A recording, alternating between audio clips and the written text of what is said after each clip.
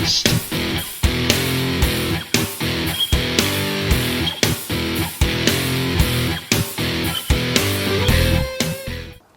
afternoon, guys. Wandering Beast here. Welcome back to another beautiful day in Central Oregon, out here in the pine trees, enjoying the afternoon. We're about a day out from being home, and as I seem to say a lot this time of year in a lot of my videos, I'm getting ready for fire season. And I realize that gets a little redundant. In fact, I had a PM the other day as one of my subscribers said, maybe you should do a video on that. Because I say it a lot. What does that mean? What is the echelon of decisions and things that you do to get ready for fire season? And that can mean a lot of things to a lot of people. What I want to cover today, as the title says, I want to talk about first aid. Now, this is going to be a little bit more as far as the firefighter first aid goes. And preparing you guys, if you are a firefighter, this is your first season, maybe 1 or 2 seasons under your belt. Hopefully you did what I did when I was first starting out, and I made lots of notes. I made notes about what would make my experience here better. What did I run out to? You know, do I need cough drops? Do I need extra socks? What did I run out of? What would have made the season better? So that next year, when you get ready for fire season and you get all your stuff packed, you're increasing your comfort and preparing yourself for a better season. Now, I will tout a little bit. I really encourage you guys to get proper training. In fact, I just recertified my wilderness first responders, or called WOOFer, through a NOLS class, and it is a perishable skill.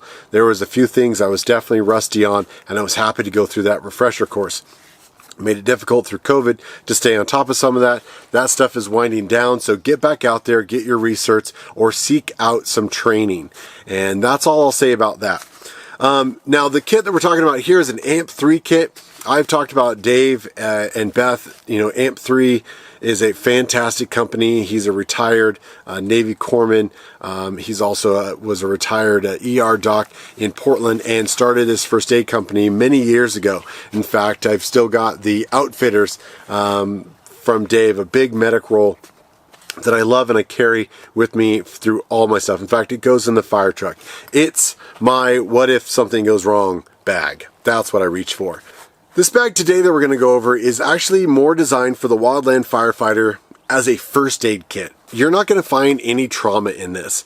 This is for the firefighter individual. Now, you don't necessarily have to carry this on the line with you. I would recommend at least having it in your tent at night so you can take care of problems. Let's talk about what this has in it.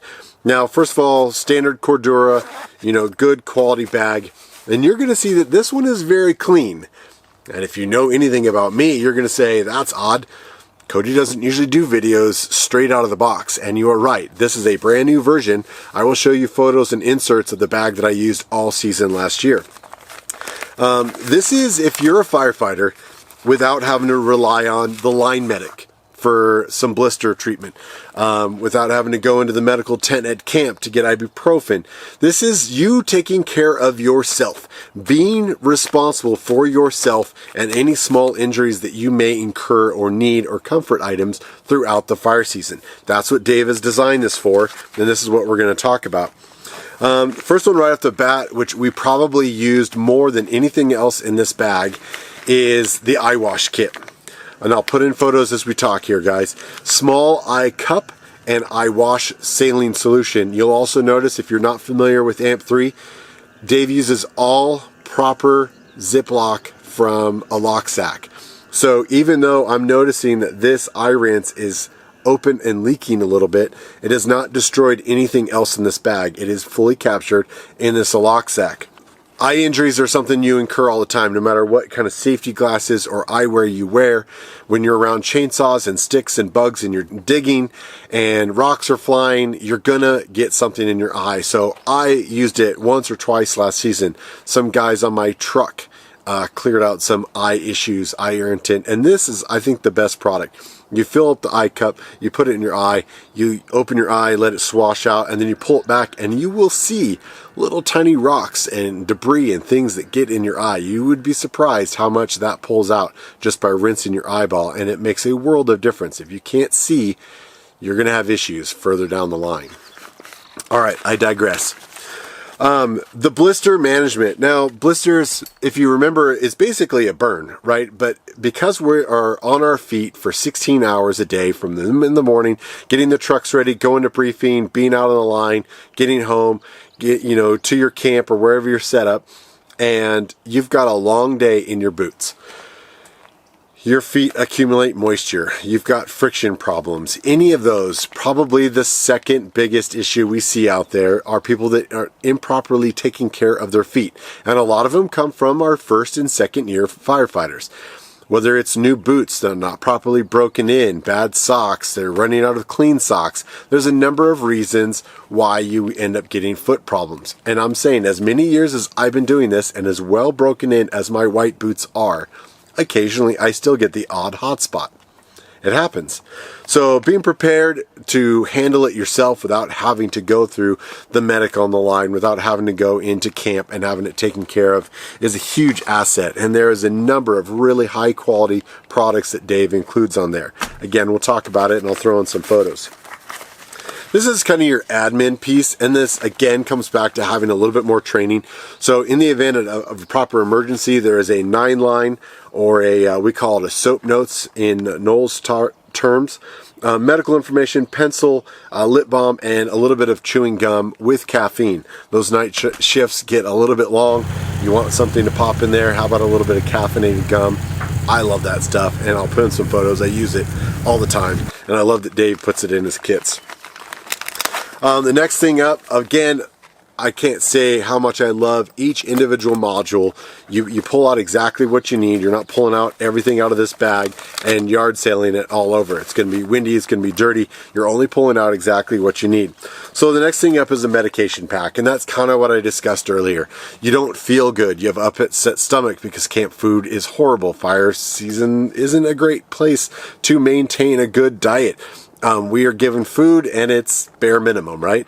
So a lot of times there's upset stomachs, there's headaches, there's heat exhaustion. There's a number of reasons why you're going to need the meds in here. And having your own supply is just kind of being responsible for being your own person and taking care of yourself without relying on others. The other reason I really like a lot of these individual mods is if you decide that you are going to have boot issues, or you are having boot issues and you took care of it in camp in your tent and you took care of your foot, but what happens at lunchtime? Maybe take a break, take your boots off. You can take that individual module of blister care and put it in your line pack. You don't have to carry the entire first aid kit here for the firefighters. Just take out what you're going to need. If you are someone that's got a headache or you want to have the meds with you, pop it in there. You get stung by a bee, you take a Benadryl. Having the stuff, being able to pull out what you need and put in your line pack, I think is a great idea. This one here is just minor injury pack. In fact, I've got a bandage on my hand, you probably noticed, but it gives you the wipes to get everything cleaned. You've got a couple different knuckle bandages, 2x4s, fingertips, and ointment, and a pair of nitrile gloves, all in one little inclusive kit. And then the last one, hopefully you'll never have to use, is the burn kit. The burn kit is provided with a big burn gauze. It does happen. Remember that a fist size, hand size burn is 1% of your body. And so you start talking more about, a bigger than one hand, you're going to need more treatment after there. But having this available to cushion any sort of large burns is huge. It really is. You can't easily replicate some of the qualities that the burn dressings carry in them. You can wet gauze down.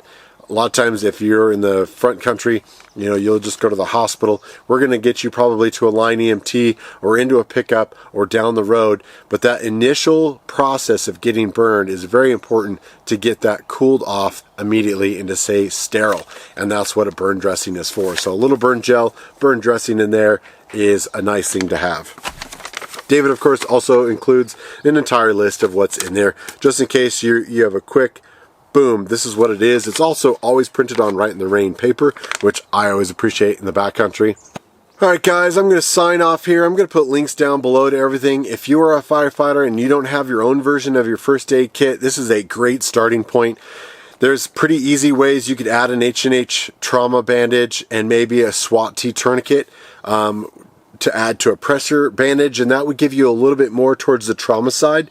But I encourage all of you guys, if you're a swamper or sawyer, you're working around chainsaws in your hand crew, heavy equipment, have some sort of trauma kit nearby, even if it's not on your pack. If you're going to be out cutting line with a chainsaw, I always carry a little bit of trauma gear with me.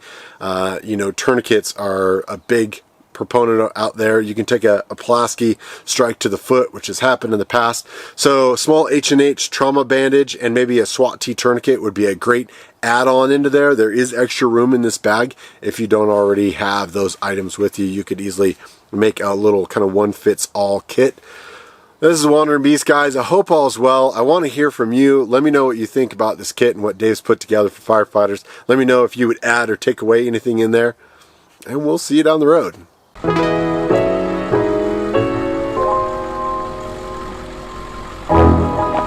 Thanks for all the love and support. You guys are amazing.